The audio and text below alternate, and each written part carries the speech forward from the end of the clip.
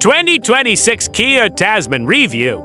After years of speculation and teasers, the Kia Tasman has finally arrived in Australia in production trim, and we've driven it. Was it worth the wait? Likes, class-leading interior space, technology, and design. Compliant ride. Confident handling thanks to Aussie input. X-Pros off-road toys flatter novices on rocky.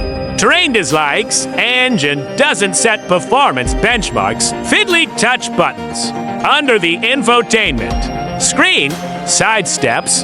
Tonneau cover all optional, even on near $80,000. X-Pro 20 to 6 Kia Tasman. Few new cars in recent years have divided opinion like the Kia Tasman. The South Korean brand's first ever dual cab ute has drawn plenty of criticism online for its unconventional styling in a segment where Kia needs to. Tipped typically brand loyal and image-driven customers out of Hiluxes and Rangers into its new offering. You will have undoubtedly formed an opinion on the design by this point. If you're not a fan, we implore you to look at one in the metal in the right color before writing it off. But there's so much more to a successful ute than the way it looks. From performance, on-road and off-road, with or without a trailer, attached to interior comfort and technology, tray size and features, and safety. Kia is a car brand on the rise, with a range of SUVs that has drawn critical acclaim. But this is the company's first attempt at a true Toyota Hilux or Ford Ranger competitor. Is it a hole-in-one, or has it missed the mark? After months of teaser campaigns, TV ads, and a drip feed of information and speculation, plus an off-road test in a pre-production car, we have finally climbed behind the wheel of the final article. On Australian roads. How much is a Kia Tasman? The first Kia Tasman variants to arrive in showrooms were dual cab pickup grades at the end of June, followed by the dual cab chassis in July, and set to be joined by the single cab chassis towards the end of 2025. Kia offers 11 variants of its new ute, most of which are dual cab pickups, and carry nationwide drive-away prices in addition to the RRP that excludes on-road costs. The focus of this review, as the variant we spent the most time in, is the off-road focused flagship of the range, the X-Pro. Its closest rival is the Ford Ranger Wildtrak, but in bi-turbo for cylinder trim. That vehicle carries an RRP of $69,890, and for the Tasman's price, buyers can option the more powerful 3.0-liter diesel V6 for $75,090 before on-road costs. Other key high-grade, on- and off-road capable for cylinder rivals at a similar price include the Toyota Hilux GR Sport, $74,310 plus on roads, Mazda BT5 OSP $72,195 plus on roads, Isuzu D-Max X-Terrain $70, $500 plus on roads, but currently listed for $68,990. Drive away.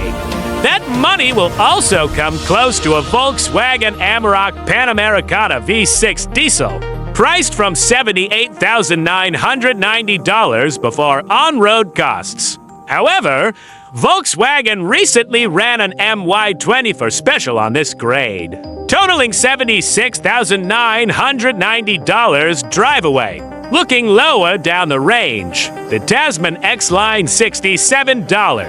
$990 RRP aligns with a Ford Ranger Sport bi-turbo $66,390 RRP, while the Tasman SX for $54,490 RRP undercuts the Ranger XL for bi-turbo $50 for $1,630 RRP, which carries an equipment level closer to the S-grade. Standard equipment in all pickup models includes LED headlights, twin 12.3-inch interior screens, a reversing camera, front and rear parking sensors, keyless entry and start, and dual-zone climate control. Higher model grades above the SX add partial or full synthetic leather look seats, alloy wheels replacing steel, wireless phone charging, heated and ventilated power adjustable front seats, a sunroof, premium audio, a 360-degree camera, auto lane changes on the motorway, and more. How big is a Kia Tasman? The latest Ford Ranger and Volkswagen Amarok siblings set new standards for comfort, features, and technology in utes on their debut a few years ago. The Kia Tasman takes the ball and runs with it, with a cabin that's more SUV-like than any other UT. Step into the car blindfolded. And you might not guess this is a dual-cab ute capable of towing 3.5 tons and going off-road. There are the same twin 12.3-inch screens used in other Kias, high-quality finishes, and neat design touches, from the honeycomb air vents to the chunky door pulls. Even the base Tasman S on steel wheels gets the same big screens. Soft touch materials on the door tops and dashboard, squishy armrests, and quality feel as the near $80,000 X-Pro. Kia says it benchmarked the Isuzu D-Max for seat comfort, a car it says has been identified as a leader in this area. And the result is a front seat design that's soft and comfortable for long drives, but supportive enough for tight corners, without feeling too squeezy for larger frames. Flagship versions offer 10-way power adjustment, including plenty of under-thigh support, which long-legged drivers will appreciate, plus heating and ventilation functions, the latter rare in a ute. Even the manual cloth seats in entry-level variants are plush. All variants receive a leather-look steering wheel, rather than the nasty plastic in a base Ranger or Hilux. And the buttons on the spokes are well labeled. Tall drivers will find plenty of room to get comfortable with tilt and reach adjustment in the steering column. Kia has kept plenty of physical switch gear for key controls, including air temperature and fan speed rockers under the touchscreen, a volume dial, and buttons on the doors for seat climate. But many of the lesser-used air conditioning controls run through a 5.0-inch display between the 12.3-inch units, which is blocked by the steering wheel rim in normal driving. Drivers can press a button in its top left corner to expand its contents onto the touchscreen, but it's needlessly fiddly. We also dislike the touch-sensitive buttons below the touchscreen, which are easy to hit by mistake while bracing your hand to perform operations on the display. Storage space is well accounted for, with a roomy glove box, a decently sized center, console box to cup holders, and on the X-Line and X-Pro, a second upper glove box. The door pockets are small. However, X-Line and X-Pro variants delete lower grades T-bar shifter in favor of a wand on the steering column, which frees up room for a second wireless phone charger, up from one in the SX Plus trim, another rarity in the class. It also creates space for the center console storage box lid to fold out to become a table, good for placing a laptop or eating while on the go. It's a nifty feature and a good use of space. Amenities in top-spec model grades range from basics such as the USB-C ports, a 12-volt socket, keyless entry and push-button start, to a sunroof, ambient interior lighting, an 8-speaker Harman Kardon premium stereo, and a heated steering wheel. The Tasman is larger than its rivals, at 5,410 millimeters long, 1,930 millimeters wide, 1,920 millimeters tall and 3,270 millimeters in wheelbase in X-Pro form. It is 40 millimeters longer, 12 millimeters wider, 30 millimeters higher, and identical in wheelbase to a Ford Ranger. That means space in the rear seats is generous. At 186 centimeters, 6 feet 1 inch tall, I could fit behind my driving position with ample knee room and excellent headroom, while a broad cabin allows 3 occupants to fit across the bench if required. Exclusive to the X-Line and X-Pro is the ability to slide the seat base forward to let the backrest recline. It's not something we've seen in a Ute before, and it will be great for shorter occupants, though taller passengers may run themselves. Out of legroom, the seat base flips up to unlock more storage. Should the door pockets not be enough, while Kia has fitted to 240-volt. 400-watt outlets, one in the tub and another for the rear passenger area. Heated rear seats, 2 USB-C ports, air vents, a fold-down armrest with cup holders, smartphone pockets, and handy zippable map pouches on the seat backs can be found in flagship grades, plus outboard isofix and top tether points. But no center mounting for a child seat. Not uncommon for the segment. The theme of space continues to the tub, which splits the Ranger and Hilux in length and width, but is taller than both with a higher quoted volume. An Australian pallet fits between the wheelhouses, as with the Ranger. All variants get for fixed tie-down points and lowering lifting assistance on the tailgate. But only the SX Plus and above get a tub liner, lights, and the 240-volt plug, while only the X-Line and X-Pro gain a pair of rails with sliding attachment points. For greater flexibility in securing items, steps on the corners of the rear bumper, akin to the Ranger, aid access into the tub, while X-Line and X-Pro Tasmans gain a storage compartment in the rear right wheel arch flare, provided buyers haven't ordered the vehicle in tan or white, as these add body-colored flares that delete the extra storage. There are some omissions, however. All of the tie-downs are from the midpoint of the tub upwards. So it may prove difficult to secure a slim IKEA flat pack box along the bottom of the load area. Desirable items such as a sports bar, tonneau cover, roller shutter, and side steps are optional across the range, which is disappointing at the X-Pro's price. A Ford Ranger Wildtrak offers a sailplane, electric roller shutter, and side steps in the purchase price. Does the Kia Tasman have Apple CarPlay and Android Auto? Standard in every Kia Tasman is a set of 3 screens, a 12.3-inch infotainment touchscreen, a 12.3-inch instrument display, and a 5.0-inch climate control touchscreen. The software is shared with Kia cars and SUVs, and in our view sets a new standard in the Ute category. There are quite a few menus to learn, but it looks contemporary, works without glitches, and is backed by ample processing power for quick responses to inputs. Wireless and wired versions of Apple CarPlay and Android Auto are standard in all Tasmans, all working more reliably than in Kias of a few years ago, plus AM, FM, and digital DAB radio, an AI-powered voice assistant, over-the-air software updates, and in all bar the base S, inbuilt satellite navigation.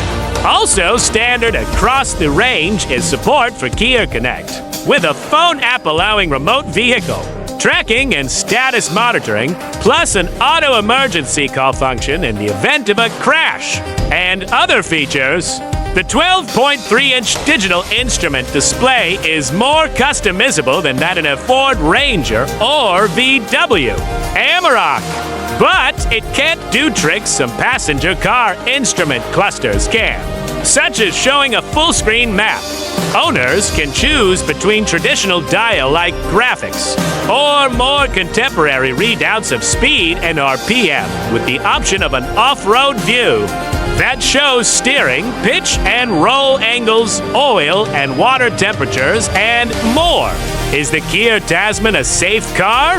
The Kia Tasman earned a 5-star safety rating from NCAP based on the latest test protocols in force until the end of this year.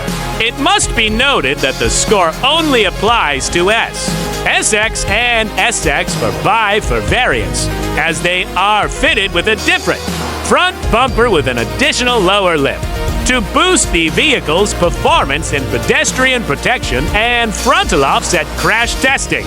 X-Line and X-Pro flagship grades will go unrated. What safety technology does the Kia Tasman have? The Kia Tasman ticks all the safety boxes expected of a modern ute and offers features not seen before on a diesel dual-cab ute. Chief amongst them is Highway Driving Assist 2, a development of the adaptive cruise control and lane centering. Assist technologies fitted to rival utes that can complete lane changes. Once prompted to activate lane change assist on a recognized road, usually motorways and major toll roads, drivers can flick the indicator stalk, and provided there's space in the adjacent lane, and the driver's hands are touching but not applying turning force onto the wheel, the Tasman will complete the lane change. It can be a little slow to complete the manœuvres, but it's handy tech that, at minimum, is a neat party trick to show your family and mates. Its autonomous emergency braking system can detect and prevent collisions with oncoming vehicles, crossing the white center line, while X-Line and X-Pro versions project camera feeds from the side mirrors into the instrument cluster during lane changes. Most of the Tasman's safety systems work well in the real world, on well-marked roads. Lane Keep Assist was a touch pushy, but not too annoying for our tastes to turn off, while the attention monitor is less prone to beeping at the driver. For quick glances away from the road than earlier Kia models, there remains a speed sign recognition system with an overspeed warning that beeps when the vehicle has exceeded the speed limit it has detected, even if it has misread the sign, which occurs frequently. On unmarked roads, however, Lane Keep Assist has a tendency to pluck lane markings out of nowhere and tug at the steering wheel when there are no defined lanes. Fortunately, drivers can hold down the audio mute button on the steering wheel to disable the speed alert chime, and hold the lane assist button to disable lane keeping assist. Disabling the driver attention monitor requires diving into a touchscreen menu, which can be set to the star shortcut button on the steering wheel. And all of these systems turn back on when the car is restarted. How much does the Kia Tasman cost to service? The Kia Tasman is covered by the brand's 7-year, unlimited kilometer warranty, with 12 months of roadside assistance renewed for another year, up to 8 years, each time the vehicle is taken back to the dealer for maintenance. Service intervals are set every 12 months or 15,000 kilometers, whichever comes first. But the cost varies depending on the variant selected. Over 5 years, paid at the time of each service, Kia quotes $2,806 for 4x to dual cab pickups, $1 to $897 for SX, SX Plus, X-Line for buy for dual cab pickups, and $2,928 for the X-Pro for buy for dual cab pickup. Buyers can opt for prepaid service plans to lower the cost with the capped price service schedule running for 7 years. A breakdown of 3, 5, and 7-year prices is included in the table below. For comparison, 5 years, 75,000 kilometers of pay-as-you-go servicing for a Ford Ranger for 4-cylinder diesel is quoted as $1,921, while 5 years, 10,000 kilometers at 6 months. 10,000 kilometers. Intervals for a Toyota Hilux S are 548 volts, costs a whopping $1,074.98. A year of comprehensive insurance coverage of a Tasman X-Pro wearing body-colored wheel arches is quoted at $2,303 based on a comparative quote for a 35-year-old male living in Chatswood, NSW. Insurance estimates may vary based on your location, driving history, and personal circumstances. Is the Kia Tasman fuel efficient? In mixed driving, Kia claims lab-tested fuel consumption of 7.4 liters per 100 kilometers for the S for Buy 2, 7.6L, 100 kilometers for the S, SX, and SX for Buy 4, 7.8L, 100 kilometers for the X-Line for Buy 4, and 8.1L, 100 kilometers for the X-Pro for Buy for all dual-cab pickups. We've spent the most time thus far in a Tasman X-Pro, returning indicated fuel use, according to the trip computer, of 9.2L, 100 kilometers across a range of conditions. In highway cruising, we've seen the trip computer dip into the 7.0L, 100 kilometers range, while more power-intensive on-road driving has returned closer to 10.5 to 11 liters, 100 kilometers. None of these figures is class-leading for a large and heavy four-cylinder diesel ute, but they're in the same realm as equivalent Ranger and Hilux variants. At fuel consumption of 100 kilometers, expect to cover 1,000 kilometers from a refill of the 80-liter tank. The Tasman is fitted with a diesel particulate filter with an automatic burn-off, but it has slid into showrooms before a mandate for a blue diesel exhaust additive fluid. What is the Kia Tasman like to drive on the road? Much has been made about the Tasman's engine in the lead-up to its launch. A 2.2-liter turbocharged four-cylinder diesel drive from the likes of the Sorento SUV and Carnival People Mover. It produces 150 for kilowatts and for 140 Newton meters, the former a match for a bi-turbo Ranger, but down 60 Newton meters on torque compared to the V6 version. On the road, it doesn't feel too far off the pace of four-cylinder rivals, including the 140 kilowatts for 150 Newton meters 3.0-liter in a D-Max. But we would describe performance as adequate rather than standout. It's sufficient at low speeds or while cruising, but it could do with a bit more grunt for overtaking. The on-paper shortfall is made up for by a well-calibrated 8-speed torque converter automatic transmission. It's keen to pick a high gear, but once it has kicked down on a request for acceleration, it picks its shift points well to make use of the power and torque on offer. And in normal driving, it doesn't hunt as much as its 9 or 10-speed rivals. Cheaper variants in the range use a T-bar shifter on the center console with a manual shift mode, upgraded to a gear shift wand on the steering column in X-Line and X-Pro variants, plus paddles behind the steering wheel. The wand is unusual at first, but we found you get used to it quickly. It helps the Tasman cover the 0 to 100 kilometers per hour sprint in about 9.5 seconds. To our surprise, despite the torque deficit, that's still in the realm of a bi-turbo Ranger, and slightly quicker than a Triton, D-Max, or to 0.8-liter Hilux. The engine isn't too noisy either, splitting the refined Ranger and truck-like D-Max. And suppression of tire roar and wind noise is also good given the vehicle's shape. The Tasman has been subjected to extensive tuning of its suspension and steering on local roads, including a bespoke tune for the Australian market. Just one of two supported on the global production line, and it shows.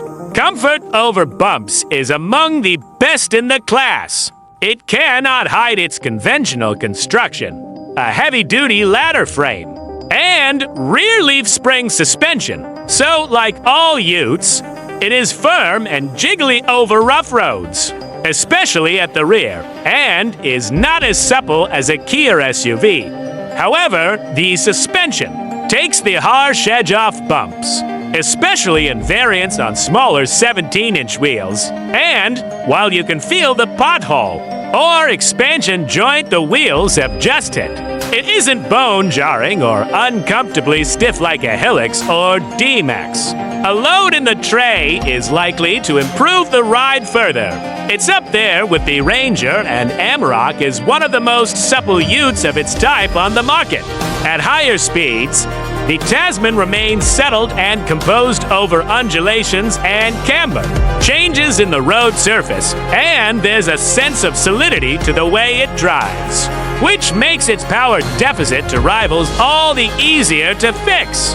Kia has engineered a fair amount of heft into the steering, which adds to that solid feel on country roads, but lacks the effortlessness of a Ranger's lighter feel, which helps disguise that vehicle's size. Regardless, it is accurate and direct, and doesn't require too many hand-over-hand motions at parking speeds. With a slightly tighter turning circle than a Ranger, winding roads are naturally not a ute's forte, but there is little to complain about in the Tasman. Using the paddle shifters helps keep the engine in its sweet spot between corners, though it will return to auto mode after a few seconds of inactivity, or when hitting redline. As with the Ranger, Amarok, and high-grade Tritons, the 4x4 Tasman can be driven in four-wheel drive on sealed surfaces via the For A mode on its drive selector. Only when driven hard is there a flash of the traction control light in this setting, and it does a good job of apportioning torque. There are, of course, other modes to H rear wheel drive for use in all conditions plus for unsealed surfaces, for H high range for WD, and for liters low range for WD. The brake pedal is well weighted, soft enough to be a compliant partner around town, but not lacking in confidence under load, and four-wheel discs are standard across the range. How capable is the Kia Tasman off-road? Our first drive of the Tasman included some time off-road in the X-Pro flagship, on a version of a track in rural New South Wales that, if you watch the video at the top of this review, regular readers may recognize from some other drive. Ute, and for WD reviews, the X-Pro is no Ranger Raptor in terms of off-road hardware, but it adds a 14mm suspension lift, Hankook all-terrain tires in place of Kumho highway terrains, and different bumpers shared with the X-Line for better off-road. Angles.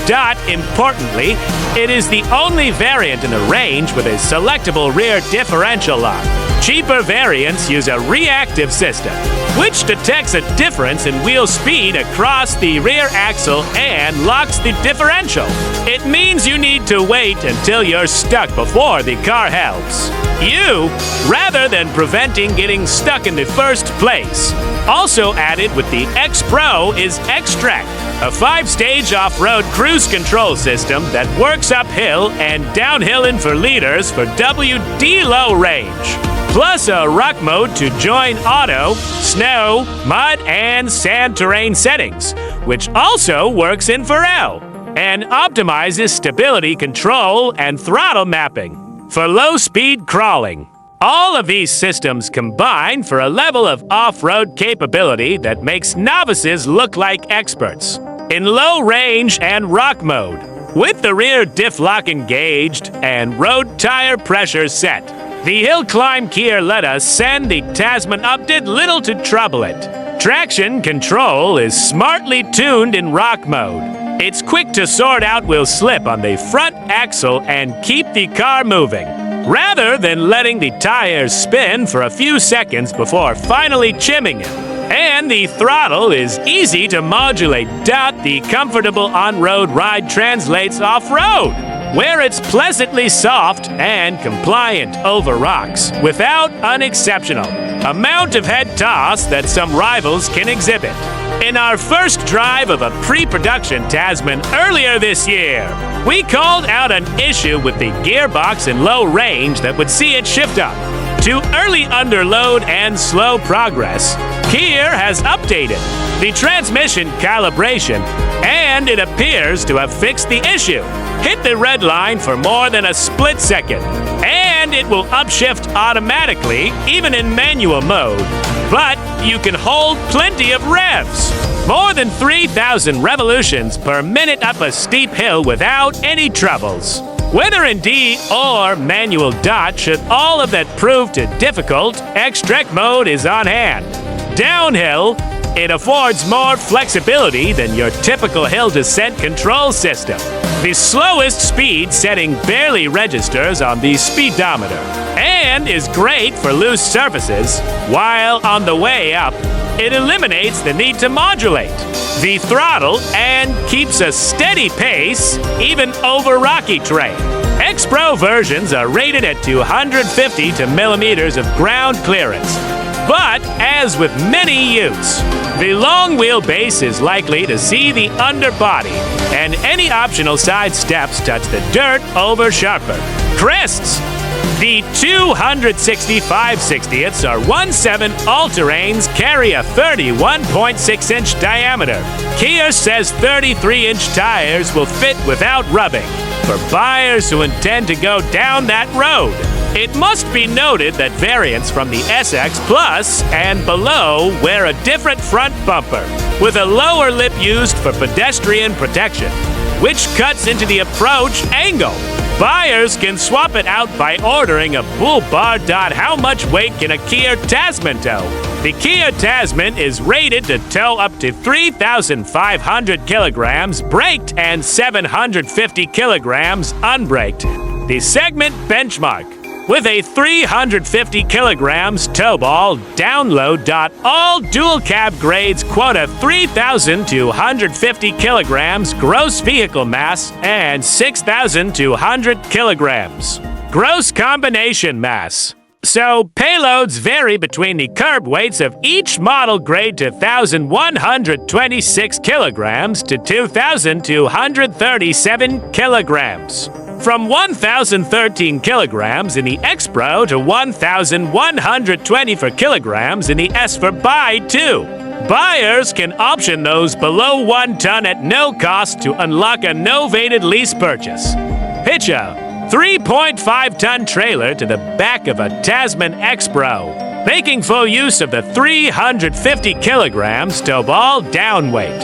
And you're left with 113 kilograms of payload to spread across passengers, cargo, and accessories inside the vehicle or in the tray.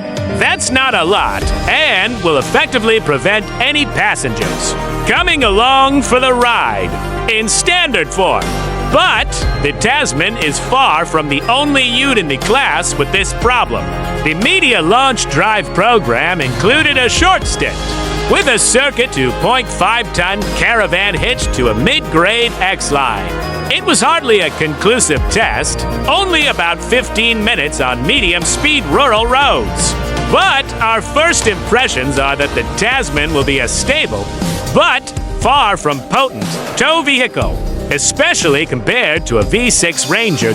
All pickups are offered with an electric trailer brake controller, as well as a suite of towing modes allowing drivers to tailor the vehicle's responses based on the trailer's size and mass.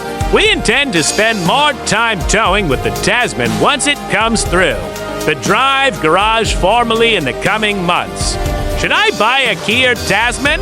It is rare for a car brand to enter a new segment of the market and knock it out of the park on its first attempt. But Kia has done just that. The Tasman has launched at the pointy end of the dual cab ute category with a class-leading interior, excellent technology, refined on-road driving manners, plenty of off-road talent, and the on-paper capability it needs to match the Ranger and Hilux. It is not perfect. The engine is adequate for the application, but not mind-blowing. It's not quite as SUV-like to drive as a Ford Ranger, but it's close, and there's no hiding the elephant in the room. Some prospective buyers will simply never get used to its styling. But do not dismiss the Tasman on looks alone. It deserves a place on your consideration list and is worth taking for a test drive before signing on the dotted line. For one of its rivals, is it the new benchmark in the Ute class? A head-to-head comparison with the Ford Ranger awaits.